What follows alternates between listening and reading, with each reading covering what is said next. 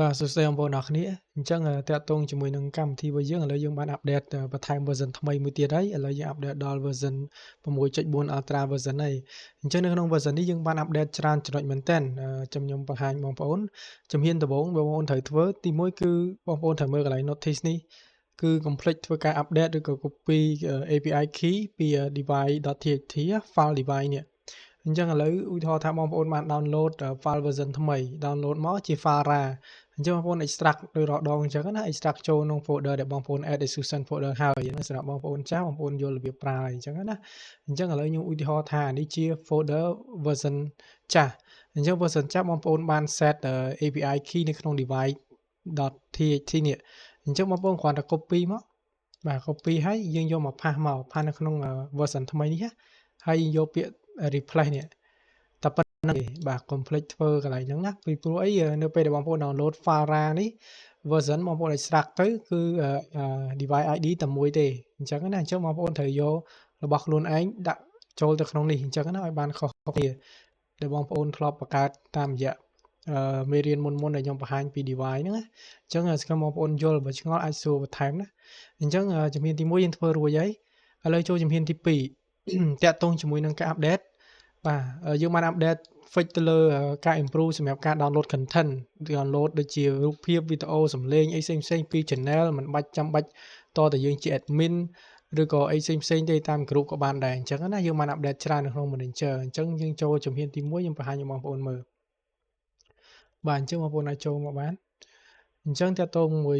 Messenger របស់យើងក៏យើងបាន update ច្រើនចំណុចដែរកន្លែង improvement ណាបងប្អូនអាចមើលកន្លែងនេះចំណុចទី15នេះអញ្ចឹងចំណុចទី15បងប្អូនអាច download content ពី group public ក៏បាន private group ក៏បានអីក៏បានដែរអញ្ចឹងណាអញ្ចឹងបងប្អូនអាចចុចលេខ1មកអានេះខ្ញុំរើស account ណាមួយក៏បានអញ្ចឹងទៅលើការ update ខ្ញុំបាន update គ្រប់ការ download ទាំងអស់អញ្ចឹងគឺយើង fix រាល់ error ជួបerror អីផ្សេងៗគឺយើងបានដោះស្រាយរួចអស់ហើយអញ្ចឹងណាអញ្ចឹងបងប្អូនអាច download ប្រើប្រាស់បានដោយស្រួលហើយអញ្ចឹងណាអញ្ចឹងរបៀបប្រើខ្ញុំអត់បង្ហាញទេបងប្អូនអាចមើលវីដេអូមុនបានរបៀបប្រើប្រាស់អត់បាក់ទេគ្រាន់ចុចលេខ1លេខ2ណាអូខេអញ្ចឹងចំណុចទី1ខ្ញុំបានចប់ហើយចំណុចទី2ទៅលើការ check spam bot check spam bot ចំណុចនេះខ្ញុំបានធ្វើការឲ្យកម្មវិធីហ្នឹង update មួយចំណុចទៀតទៅលើការ check spam bot កាន់តែលម្អិតអញ្ចឹងបងប្អូនអាចចូលមកមើលបាន Messenger របស់យើងមកបងប្អូនចុចលេខ5ហើយយើងចុចលេខ2បាទអញ្ចឹងយើងធ្វើការ check spam bot ទាំងអស់គ្នាអញ្ចឹងតាក់ទងជាមួយនឹង account របស់ខ្ញុំភាគច្រើនតតែ account ជា good news អញ្ចឹងបានបងប្អូនអាចយកទៅប្រើប្រាស់សម្រាប់ការងារជាក់ស្ដែងបានណាបាទអញ្ចឹង account របស់ខ្ញុំគឺ good news ទាំងអស់ដោយសារតែយើងធ្វើការប្រើប្រាស់ត្រូវជាមួយនឹងការប្រើប្រាស់ជាក់ស្ដែងណាយើងអត់បង្ខំ account ពេកយើងធ្វើការ add មានបែបផែនរបស់យើងច្បាស់លាស់អញ្ចឹងទៅដូចជាខ្ញុំបានប្រាប់ជូនបងប្អូនកន្លងមកអញ្ចឹងណាហ្នឹងហើយអញ្ចឹងរបៀបប្រើប្រាស់មិនជាពិបាកអីទេហើយមួយទៀតតាក់ទងជាមួយនឹងទៅលើការប្រើប្រាស់account ដែល auto log out ឬក៏ error account សម្រាប់ការ add អញ្ចឹងខ្ញុំបាន update ចំណុចមួយនេះសំខាន់សម្រាប់ account ដែលមានបញ្ហាក៏យើងអាចយកមកប្រើបានដែរនិយាយទៅពិសេសមែនតើចាំបន្តិចខ្ញុំបង្ហាញបងប្អូនមើលឥឡូវ account ទាំងអស់នេះគឺសុទ្ធតែ good news អញ្ចឹង good news អញ្ចឹងគឺយើងអាចយកទៅប្រើប្រាស់បានមកស្រឡាញ់ឥឡូវខ្ញុំធ្វើការបិទ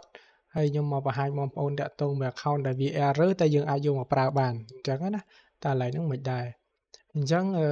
ចាំបន្តិចបិទសិនអូខេអញ្ចឹងខ្ញុំបានបង្ហាញនៅវីដេអូមុនរបៀបក្នុងការរៀបចំ account អញ្ចឹងបងប្អូនអាចមើលបាននេះ folder 1លេខ1ដល់លេខ5មានន័យថាក្នុងមាន5 account ក្នុងនេះលេខ1ដល់លេខ11ក្នុងនោះមាន11 account អញ្ចឹងណាអញ្ចឹងយើងបានរៀបចំរបៀបអញ្ចឹងក្នុងការងាយស្រួលអញ្ចឹងនៅក្នុងនោះបងប្អូនអាចមើលបានដូចខ្ញុំបង្ហាញក្នុងវីដេអូមុនអញ្ចឹងយើងមាន2 file នេះ2 file ហ្នឹងគឺជា account នៅក្នុងហ្នឹងហើយ file folder session ហើយនិង file var បាទអញ្ចឹងឧទាហរណ៍ថាខ្ញុំយកពីនេះចោះព្រោះក្នុង folder នេះខ្ញុំដឹងថា account វាមាន account error ហើយនិង account auto log out អីចឹងទៅអញ្ចឹងខ្ញុំបង្ហាញឲ្យបងប្អូនមើលព្រោះមិញ account មិញវា good new អស់ហើយឥឡូវនេះ account ថ្មីអញ្ចឹងរបៀបប្រើខ្ញុំភ្លេចប្រាប់មិញទៅគាត់ copy អញ្ចឹងមកណាបាទដូចរាល់ដងអញ្ចឹង copy ផាសហើយយក replace មកអញ្ចឹងនៅពេលបងប្អូនប្រើប្រាស់ account នៅក្នុង folder នេះអស់បងប្អូនចូល folder ថ្មីមួយទៀតមក copy អញ្ចឹងផាសទៀតមកអញ្ចឹងអានេះ account ថ្មីនៅក្នុងកម្មវិធីនេះហើយអញ្ចឹងយើងរៀបចំតែប៉ុណ្្នឹងទៅការងារយើងគ្រាន់តែ copy ផាសទេបាទអូខេនេះសង្ឃឹមថាបងប្អូនយល់ណាអញ្ចឹងបន្តមកទៀតខ្ញុំធ្វើការ check spam bot ឲ្យបងប្អូនមើលអញ្ចឹងការ update របស់យើង គឺកន្លែង spam bot នេះគឺវា auto check ហើយវា remove សម្រាប់ account ដែលមានបញ្ហាចេញអូខេចាឥឡូវឧទាហរណ៍ថា account នេះវា auto log out អញ្ចឹងអញ្ចឹង auto log out វាប្រាប់ហើយ auto log out ហើយវា account error ឬក៏អីអញ្ចឹងវាបង្ហាញលម្អិតនៅក្នុងហ្នឹងណាអញ្ចឹងបងប្អូន check spam bot អញ្ចឹងហើយឥឡូវបងប្អូនអាចមើលកន្លែងនេះខ្ញុំបាន update ដោយប្រើប្រាស់ជាមួយនឹង account auto log out និង account error សម្រាប់ការប្រើប្រាស់ក្នុងការ add បន្ថែមបានឥឡូវយើងមើលជាក់ស្ដែងអ្នកនរគ្នាអូខេឥឡូវបាន check spam bot រួចអស់ហើយណាអញ្ចឹង account ដែលយើងប្រើបានមាន good news មាន1 2 3 4 5ណាបាទលេខ3លេខ6ទាំងអស់5 account និយាយទៅថា5 account ចុះអូខេឥឡូវយើងចូលមកកាន់ការ add member ជាក់ស្ដែងឥឡូវយើងចូលចំណុចមួយទៀតតាក់ទងជាមួយនឹងទៅលើ auto remove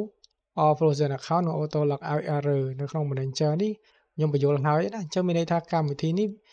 spam bot នោះគឺវាចាប់ផ្ដើម auto ដកចេញនៅពេលដែលវា check ឃើញហើយវាដកចេញ account នឹងចេញហើយអញ្ចឹងយើងអត់បាច់ខ្វល់ខ្វាយទៀតទេអញ្ចឹងចំណុចហ្នឹងគឺខ្ញុំបញ្យល់រួចហើយឥឡូវយើងចូលមកកាន់ចំណុចបន្តទៀតតាក់ទងជាមួយនឹងការ scrape private link ណាអញ្ចឹងការ scrape private link មិនថា link ដែលមានសញ្ញា slash បូកបន្ទាប់ពី slash នេះទេចុះបីជាទម្រង់ link private បែបម៉េចក៏យើងអាច scrape បានដែរអញ្ចឹងណាអញ្ចឹងខ្ញុំចង់បង្ហាញបងប្អូនតាក់ទងមួយការ scrape private បងប្អូនអាចចូលមកកាន់កន្លែង scraper របស់យើងអញ្ចឹង scraper របស់យើងបាន update ច្រើនមែនទែននៅក្នុងហ្នឹងណាសម្រាប់ការ scrape private link អញ្ចឹងបងប្អូនអាចមើលបានតាក់ទងមួយទៅលើ group private ណាចាំតិចនេះជា group private ឧទាហរណ៍របស់យើងណាបងប្អូនអាច copy អាហ្នឹងមកខ្ញុំយកមកផាសនៅក្នុង group តេស្តរបស់ខ្ញុំមួយសិនហើយបងប្អូនមើលអញ្ចឹងបងប្អូនត្រូវចុច view group ដើម្បី join group private ហ្នឹងអញ្ចឹង group នេះមាន link ណាអត់មាន link ទេបងប្អូនអាចមើលបាន link member របស់គេណាបាទអញ្ចឹងយើងអាចធ្វើការ copy ដើម្បីយកមកផាសបានឥឡូវយើង copy group private ហ្នឹង copy ទាំងដលហ្នឹងមក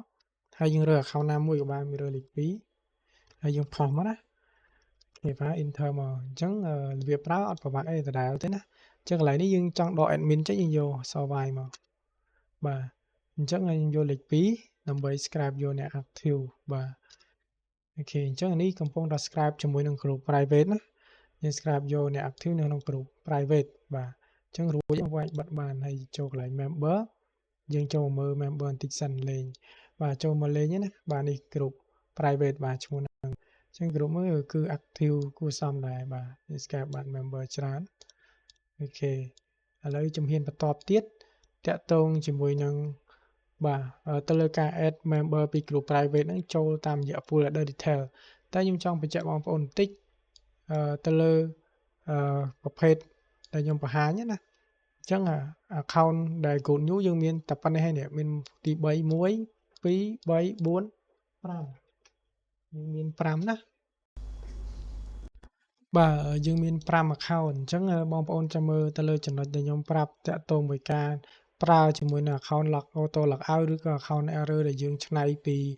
account ដែល load ចេញ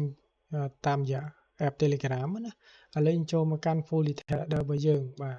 អញ្ចឹងអានេះជា version ថ្មីបងប្អូនអាចមើលបានណាការ check មក M មកទៅលើ account ដែលយើងអាចយកឆ្នៃយកមកប្រើជាប្រយោជន៍បានអូខេឥឡូវយើង check មកឃើញថាមាន account អាចប្រើបានរហូតដល់7 account អូខេអញ្ចឹងប្រភេទ spam bot នេះខ្ញុំចង់បញ្ជាក់វា check បានតែទៅលើ account ដែលមាននៅក្នុង Telegram app ទេអញ្ចឹងណាអញ្ចឹងតែកម្មវិធីយើងបានឆ្នៃយក account ដែលមានបញ្ហាក៏យើងអាចយកមកប្រើបានដែរអញ្ចឹងកន្លែងនេះយើងដាក់ link group របស់យើងមកឥឡូវឧទាហរណ៍ថានេះជា link group ខ្ញុំបាទខ្ញុំ copy ចឹងមកយើងយកមកផាសនៅហ្នឹងមកអញ្ចឹងកន្លែងនេះសំខាន់មែនតើលេខ1ហើយលេខ2នេះអញ្ចឹងជាទូទៅបងប្អូនរើសលេខ1ដោយសារតែបងប្អូន subscribe ពី group របស់គេបាទ group របស់គេ public តែបច្ចុប្បន្ននេះឥឡូវនេះយើងធ្វើការ subscribe ពី group private អញ្ចឹងយើងយកលេខ2ព្រោះ group private ប្រភេទ group នេះមានសញ្ញាបូកក្រោយនេះអញ្ចឹងយើងយកលេខ2ណាខ្ញុំបញ្ជាក់ឡើងនឹងមួយសារទៀតកុំបងប្អូនច្រឡំណាបាទអញ្ចឹងយកលេខ2អូខេអញ្ចឹង account នេះមានដល់7 account បាទយើងប្រើទាំងអស់ទៅដើម្បីចំណេញបាទអូខេអញ្ចឹងកន្លែងនេះយើងអាចធ្វើការប្រើប្រាស់ក្នុង account បាន181 member ប៉ុន្តែយើងអត់ប្រើដល់ទាំងអស់ចឹងទេដោយសារកុំឲ្យ account យើងត្រូវបានក្រុមហ៊ុន Telegram គេ limit ឬក៏មានបញ្ហា account របស់យើងអញ្ចឹងជាទូទៅយើងប្រើ10 តែឥឡូវខ្ញុំដាក់10ចុះការពិតបងប្អូនអាចដាក់10ឬក៏12 15អីចឹងណាអាស្រ័យលើសមាជិក account បងប្អូនដែរហើយខ្ញុំដាក់10ហើយឥឡូវនេះបងប្អូនរើសលេខ2ក៏បានលេខ1ក៏បានតែបងប្អូនរើសលេខ2ទៅល្អណាស់តែខ្ញុំរើសលេខ1ដោយសារខ្ញុំចង់ឲ្យវាលឿនវីដេអូនេះអត់ចង់ឲ្យយូរណាកន្លែងខ្ញុំដាក់10បាទកន្លែងដើម្បី delay បាទឲ្យ account របស់យើងបើកទៅលើរយៈពេលបាទអញ្ចឹងកន្លែងនេះយើងរើសលេខ1រហូតទៅដោយសារ group របស់យើងជា group public ណាបាទព្រោះឯ group public បងប្អូនអាចធ្វើកែទៅ private ថ្ងៃក្រោយបានមិនប្រើលេខ2ទេអញ្ចឹងយើង add យើងប្រើ group យើង public រហូតទៅអញ្ចឹងណាបាទឥឡូវយើង enter